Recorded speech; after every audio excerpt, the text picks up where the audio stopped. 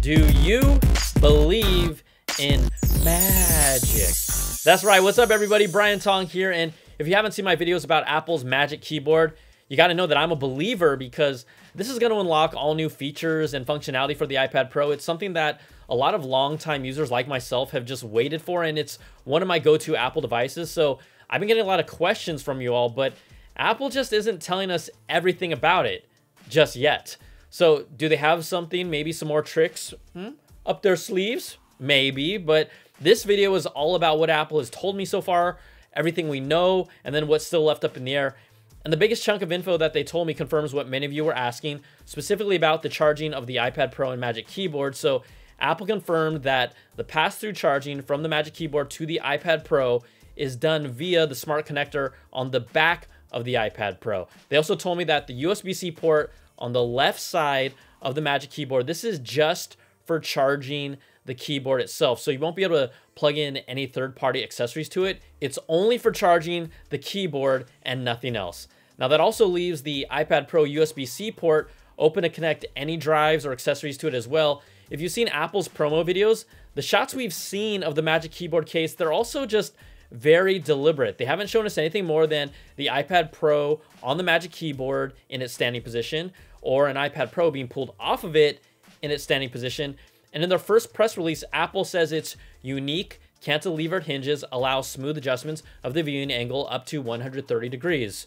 Well, Apple hasn't shown a single shot of those adjustments in action, so we don't know if it's a combination of the hinges working together or just the upper hinge that's doing most of the angle adjustment. But again, we just don't know. Now, from what it looks like, though, those hinges, they're pretty sturdy because in Craig Federighi's demo video, he just like plopped the iPad Pro right on it. It's a strong, solid connection when it connects to the Magic Keyboard, and it's already in its freestanding position. It's just waiting for the iPad Pro to be docked on it.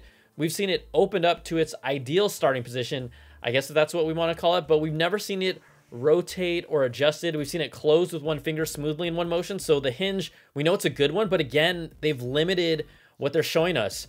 And the other thing that everyone is asking me about is, can you flip the keyboard case right all the way around to the back so it flattens completely? Guess what? Apple hasn't shown us that either. So that would mean that the keys would be exposed on the backside, just like it does with this current smart keyboard folio, right? If you flip it all the way around, okay, and then you have your iPad Pro here where you can read and look at content, and the keys in the back to hold like this. They haven't shown that to us, and I asked Apple's reps directly about that aspect, and all they said was that they don't have any details to share on Magic Keyboard at this time. Will soon.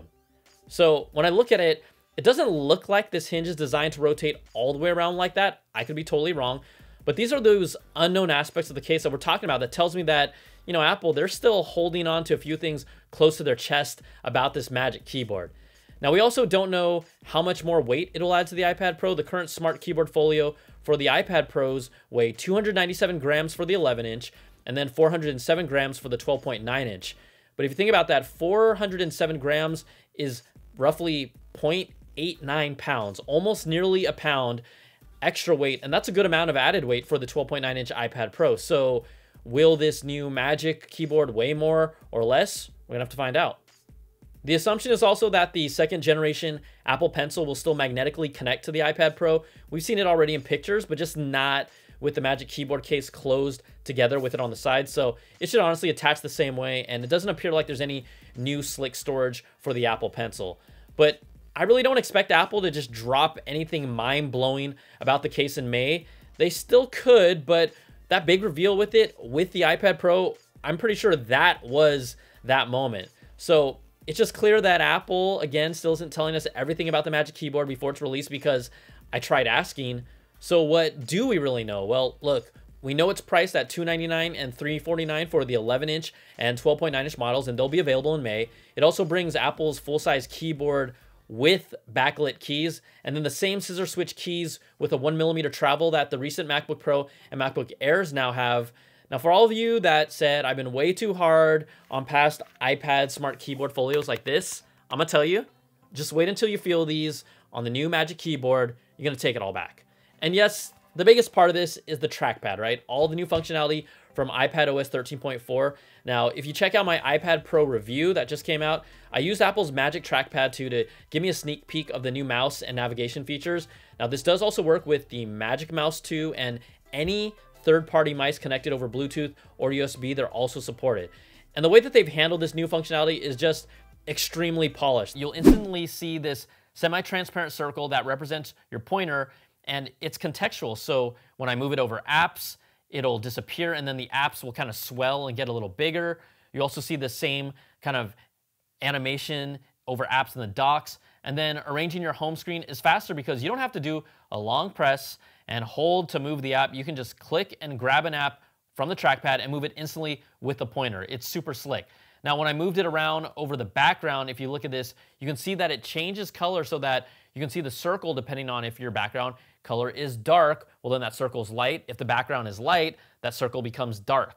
So you're gonna have to adjust. But dealing with any kind of text for copy and pasting, it's gonna be great. This was the easiest that it's ever been done, even just using the Magic Trackpad 2.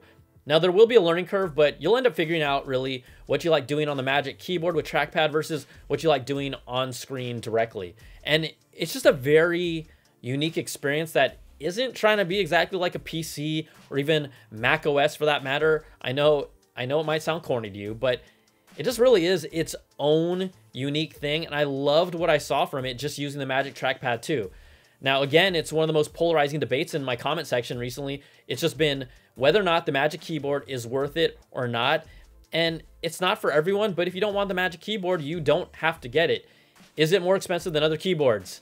Heck yeah, it is. But think about it, right? It also has all these new features combined on one product that no other keyboard case for an iPad Pro has right now.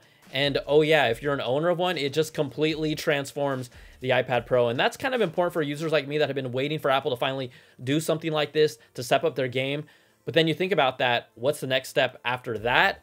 Well, I'm gonna say, let's step it up. Finally bring me pro level apps that take full advantage of the processing power and this new Magic Keyboard. I've been asking for it for 4+ years already out loud, but I wanna see Final Cut Pro. I wanna see Logic on it. Maybe just one or both, but how about this, guys? Let's challenge you. Put it on an Apple iPad Pro in the next year. So Apple's Magic Keyboard, we're going to learn to fill in the blanks and find out the things that we don't know sometime in May.